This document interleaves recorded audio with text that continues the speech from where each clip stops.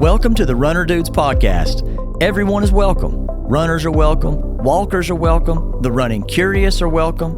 We're going to widen the door to running and soften the impact for anyone willing to lace up and show up.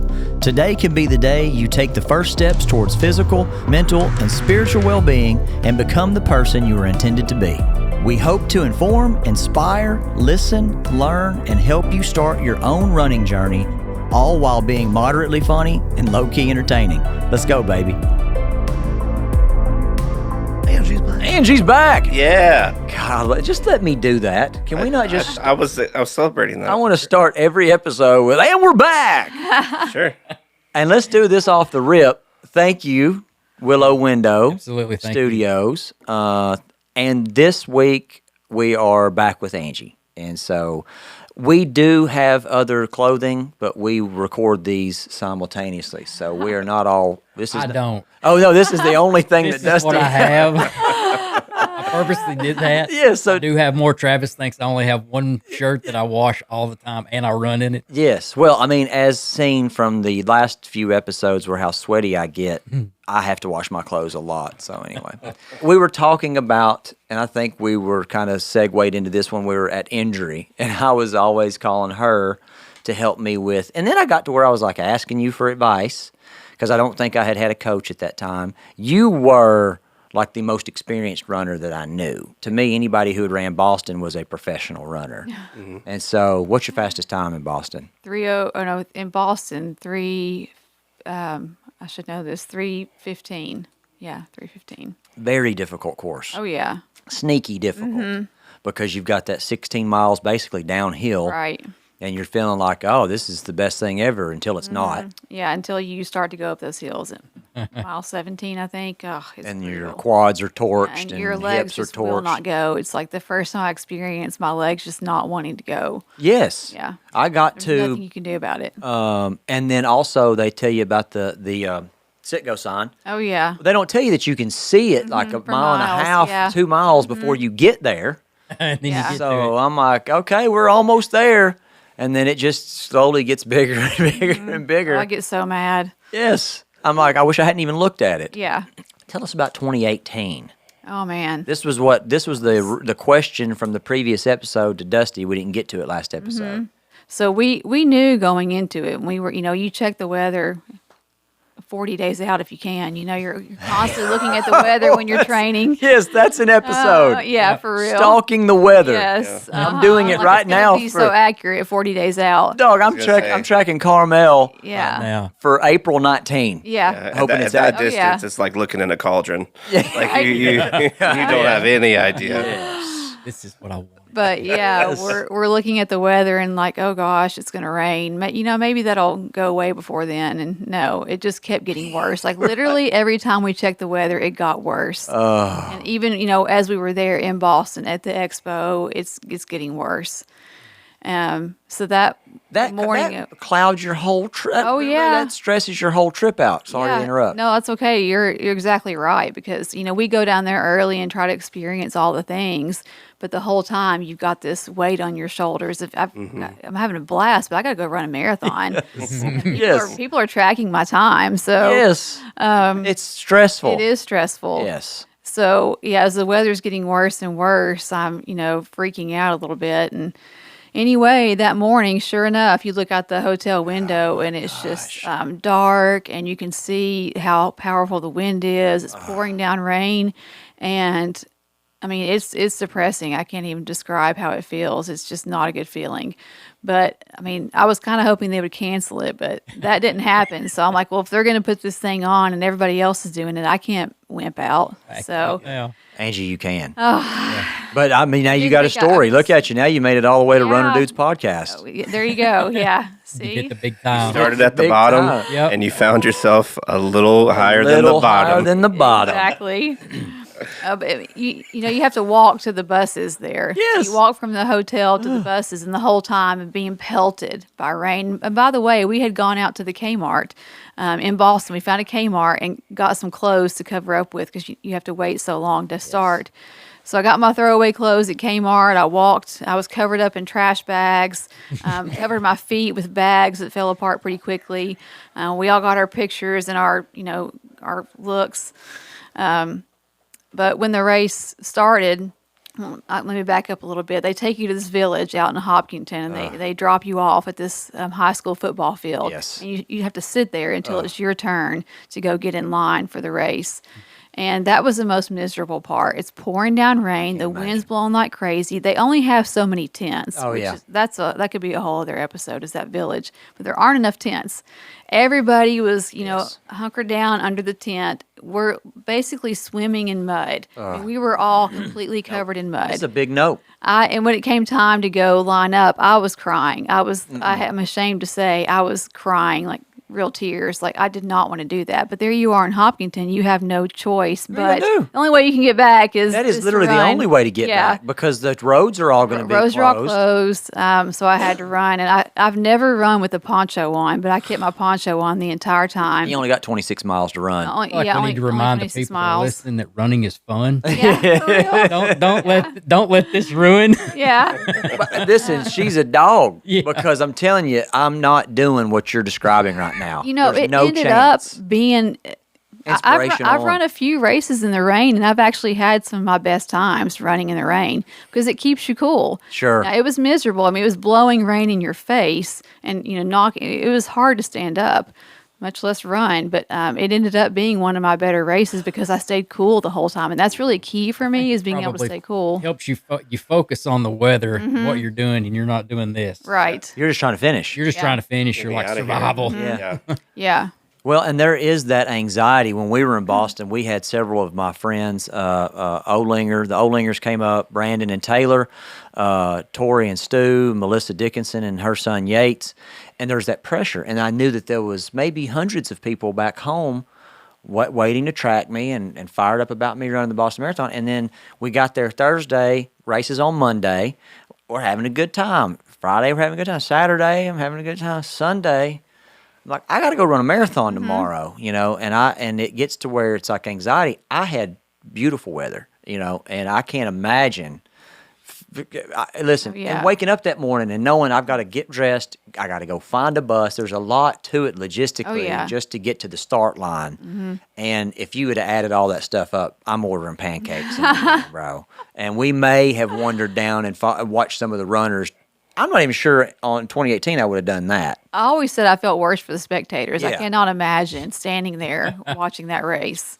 I have told CG there's been a few races. Matter of fact, I ran a half in Nashville at the Music City in Nashville, and she did. I told her, I said, dude, do not leave the room because it was miserable, pouring rain. And so that was probably my worst experience weather-wise. And so, I give shout out to any of our husbands, wives, parents, friends that come watch us, because it's not a terribly exciting event. No. You stand there for hours hoping you'll see them for a couple seconds. Couple seconds. Yeah. And so shout out to the Olingers and the Ruizes and Melissa for coming out and doing that. And so, are you excited about running Boston again? Is that something on your list for sure? And I even I decided last year in the PhD program, I was like, I've got to do something else besides work and study all the time. So I was determined to run another marathon, and so I signed up for the Rocket City, which is one I've run like 10 times now, and knew I could qualify on. And I did. I trained really hard. Somehow I did it then.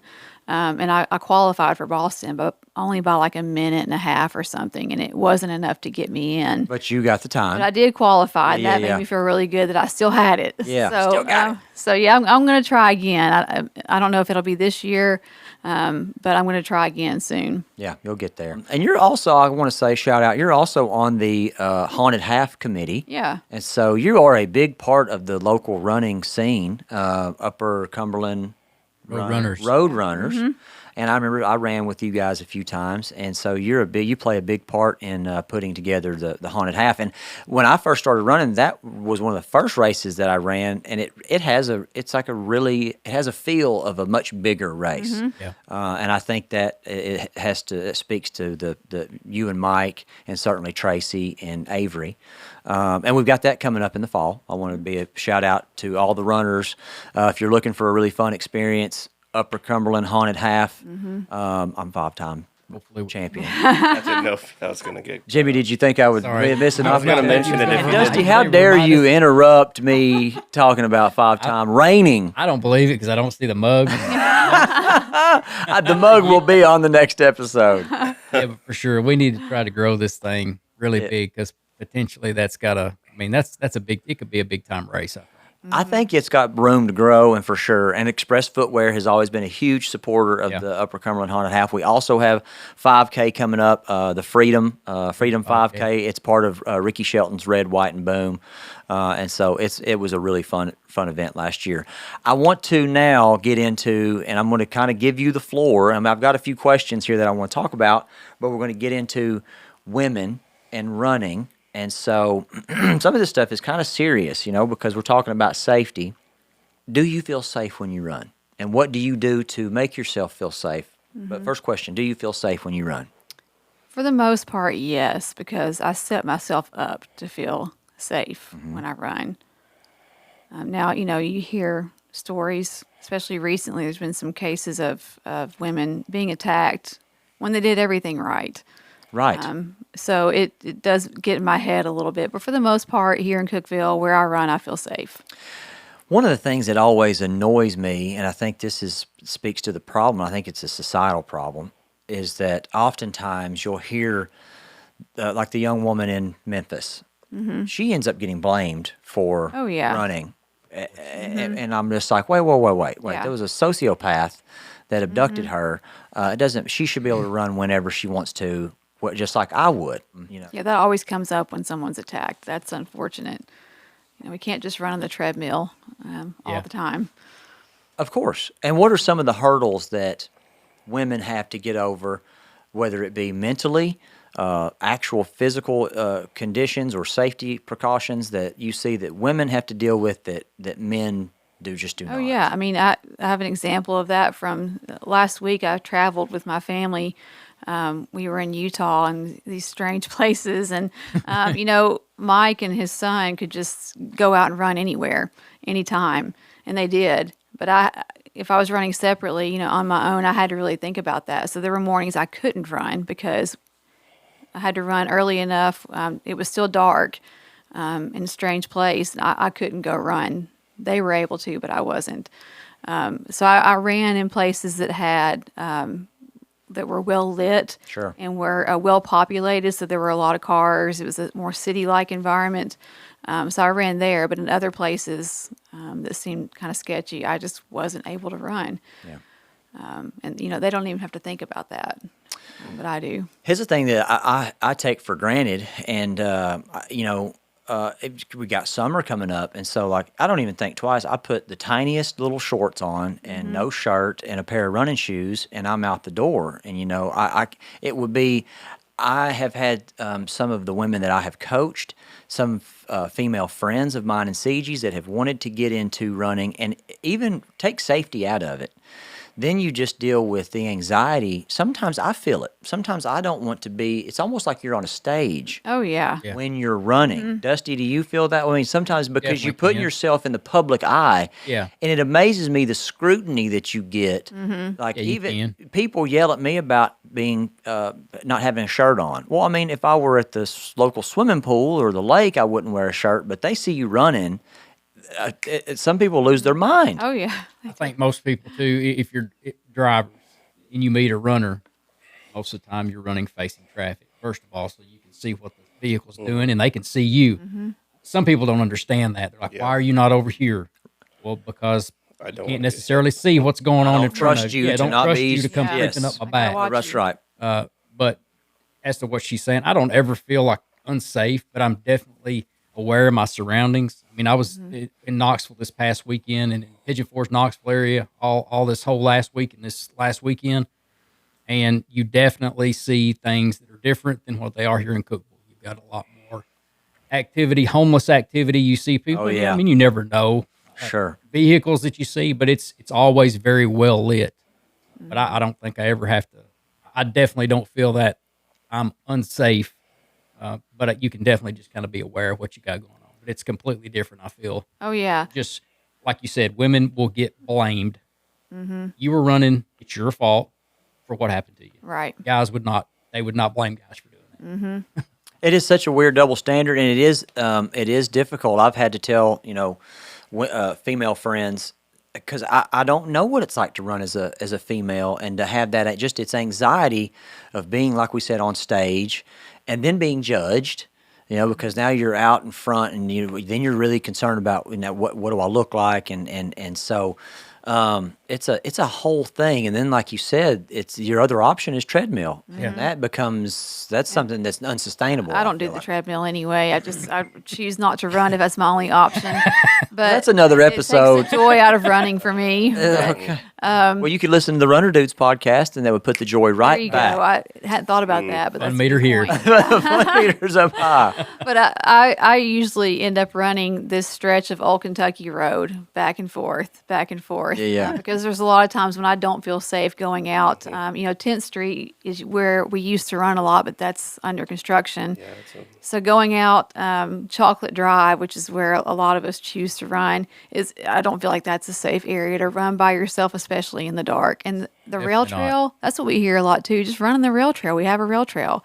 There's no way I'm running on that. It's by Hobo myself. Central. Yeah. Yeah, it's turned into It is, Hobo but Central. It's just not. They could do a lot better job with light on. It's not very well lit. No, and I don't. I'm a man, and me and Jeff running together won't run that thing after dark. Yeah. We've been back there, and it's been sketch. And so I'm going to tell you, this is a perfect example of segue into me and where we at. Me and Jeff were running one day, and they looked to me. I'm now old, but they look like they could be anywhere from like high school to young college girls. We were about to finish. We were coming up there where Irrationale, where you cross the street, and they were headed in. And it was dusky dark. And there was like 3 of them. And they were wearing, what young ladies wear to run in now. And I felt I had a moment of like, should I say something? Should I be? Or is that, what would your opinion be on that? Would that be weird to have an old dude be like, ladies? I don't know what they were headed. Maybe they were headed to the first road and to somebody's apartment. Right. But I'm like, guys, this ain't the place to. They were running. And I just didn't know, would that make me an old buffoon or? Yeah, I'd be concerned about that too.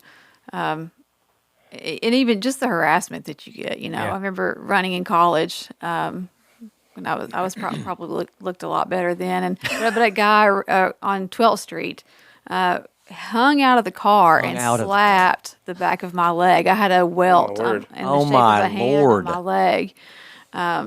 So he needed to be arrested. They assaulted you. It all happened so fast. I wish I would have gotten the license plate or something, but it all happened so fast. But I think of that kind of thing when I see those younger girls out running, especially close to dark like that.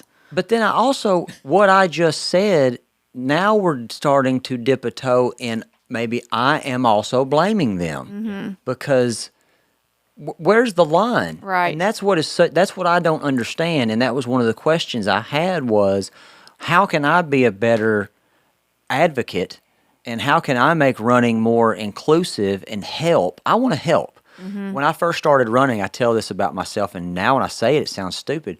If I saw Dusty out and didn't know Dusty, I wanted to high five Dusty because I'm excited. I'm running. I'm doing a new thing. I'm excited. I want to be a part of it. And it never occurred to me that if I did that to a female runner, she'd be freaked out. Like this dude I don't know is trying to give me a high five. And across the line. Across the line. And even just saying hello, CG has told me, she said, you're not a dirtbag, but if you were a dirtbag, that might be an invitation to then turn around and follow her. And so what I do now as a runner, as a male runner, if I see a female runner, I give them an absolute wide berth. Like I have turned down a different road because I don't want them to think that I'm out here going to be any trouble to them. I don't wave. I don't even make eye contact. I don't have to speak. I don't. Oh no, I never would because you don't. They're already probably on anxiety level 7, and then they get some weird dirtbag with a weird beard and be like, hey.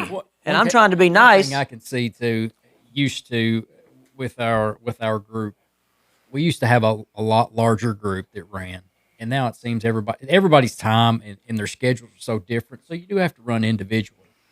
I always felt like if anything happened, it doesn't matter. You were always within a group, and mean, nothing could really bother you. Nothing could, there was nothing. Could Power happen. in numbers. Yeah, you always strength in had numbers.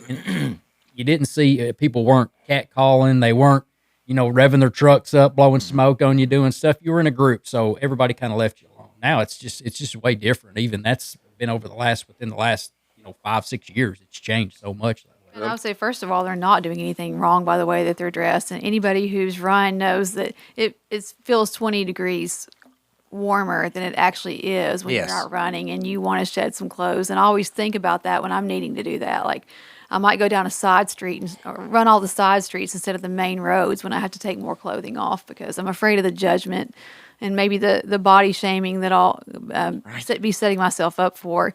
But, the one thing that they were doing really well is running in a group. I think that's so important, especially if you're a female and you're running around dark, that you really want to be running in a group. And that's good.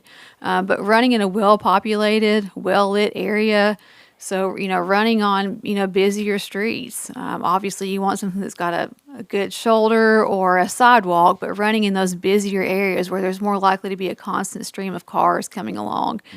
So you're less likely to run into trouble.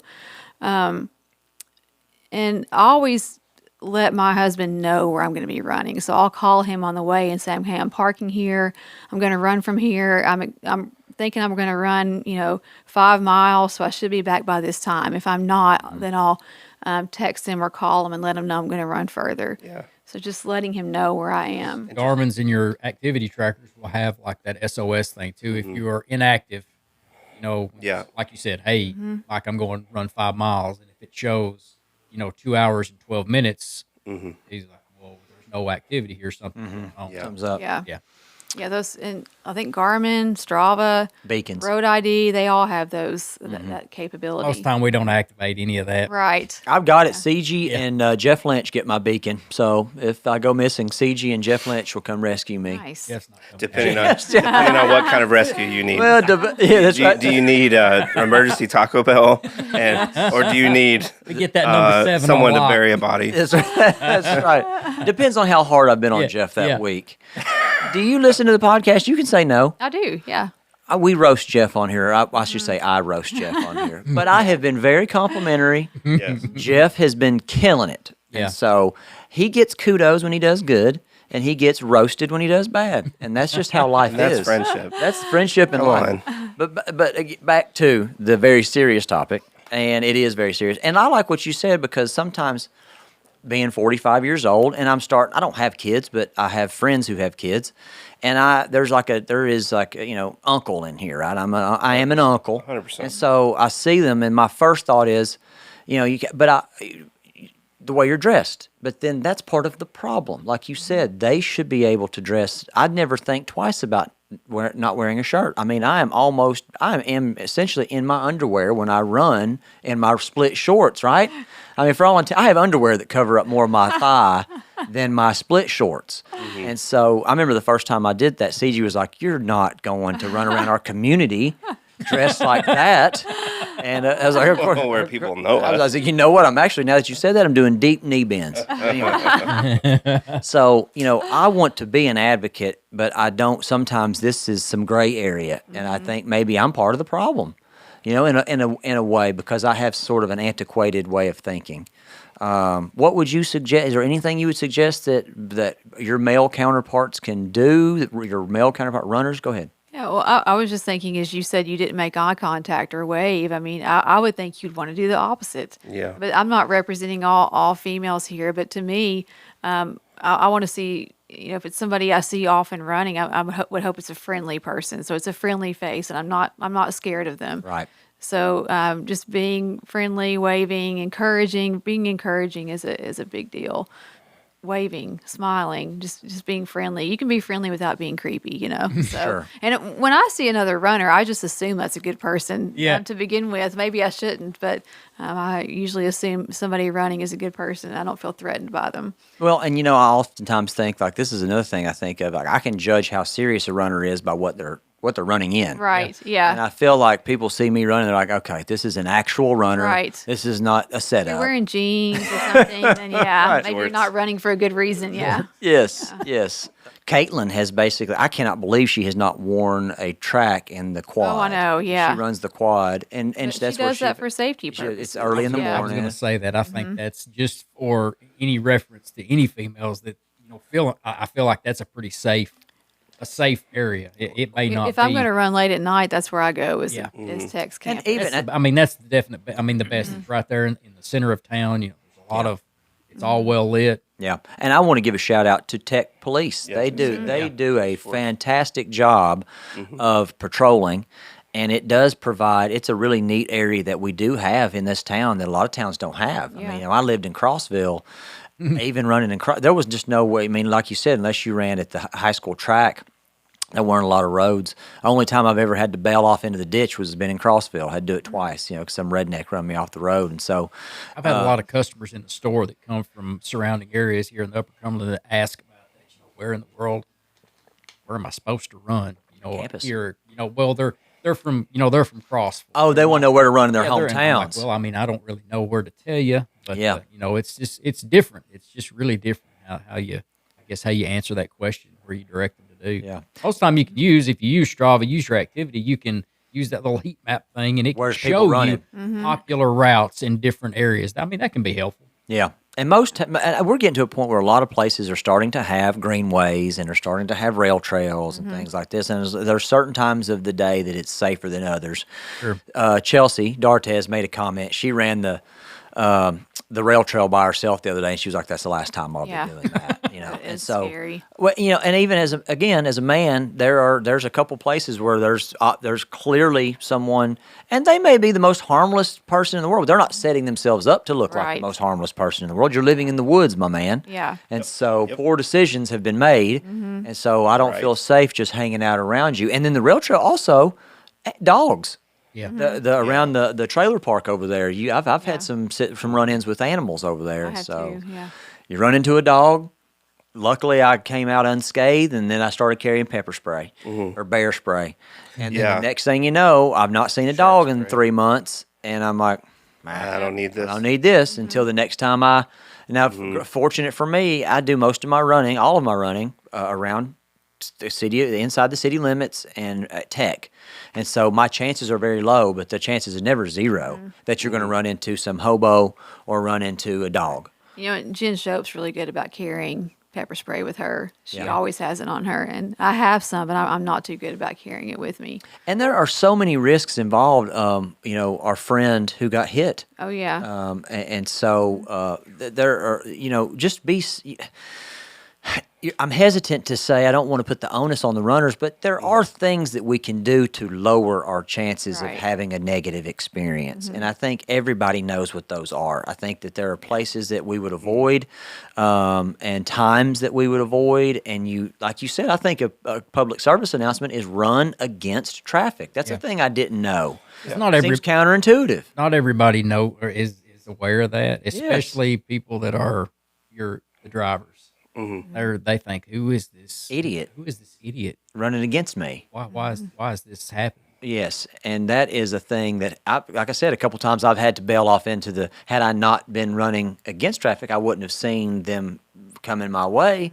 Could have been a much worse experience. So anytime you run on the road, there are inherent risks. And so I'll wrap this up with just, if you have a female runner, and you're a runner, I guess maybe you can offer to run with. And I think there's power and safety in numbers. And so, Angie, I want to say thank you. Oh, Yeah. yeah. Thank you all. Awesome. This is really Thank you fun. much. Yeah, this has been 2 really good episodes. I was really looking forward to these, and these are really good. Dusty, Express Footwear, Footwear and running. Hey, thank you, Willow Window, as well. Willow Window Studios, and Jonathan for letting us use his place. Jimbo, Sight and Sound Creative. Runner Dudes Coaching Podcast. I think that's it. Catch y'all on the flip side. Be safe. The Runner Dudes podcast is sponsored by Express Footwear and Runner Dude Coaching and Consulting. Produced by Jimmy Thorpe at sightandsoundcreative.com.